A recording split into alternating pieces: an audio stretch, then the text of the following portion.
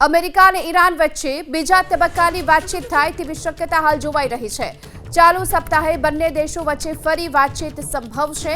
Iran સાથે જલ્દીથી ફરી વાતચીત કરવામાં આવશે। ડોનાલ્ડ ટ્રમ્પ તરફથી આ નિવેદન આપવામાં આવ્યું છે। પાકિસ્તાનમાં અમેરિકા ઈરાન વચ્ચે વાતચીત થશે।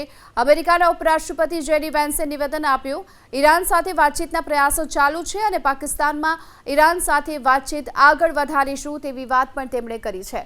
આ સાથે જે ટ્રમ્પ ઈરાન સાથે મોટી સમજૂતી ઈચ્છે છે અને ઈરાન વિશ્વાસ અપાવે કે તે પરમાણુ હથિયાર નહીં રાખે તે વાતને લઈને આ ડીલ થઈ શકે છે। ઈરાન સાથે જલ્દીથી ફરી વાતચીત કરવામાં આવશે। ડોનાલ્ડ ટ્રમ્પ તરફથી આ નિવેદન આપવામાં આવ્યું છે। પાકિસ્તાનમાં અમેરિકા ઈરાન વચ્ચે વાતચીત થશે। અમેરિકાના ઉપરાષ્ટ્રપતિ જેડી વેન્સે નિવેદન આપ્યું। ઈરાન સાથે વાતચીતના પ્રયાસો ચાલુ છે અને પાકિસ્તાનમાં ઈરાન સાથે વાતચીત આગળ વધારીશું તેવી વાત પણ તેમણે કરી છે। આ સાથે જે ટ્રમ્પ ઈરાન સાથે મોટી સમજૂતી ઈચ્છે છે અને ઈરાન વિશ્વાસ અપાવે કે તે પરમાણુ હથિયાર નહીં રાખે તે વાતને લઈને આ ડીલ થઈ શકે છે।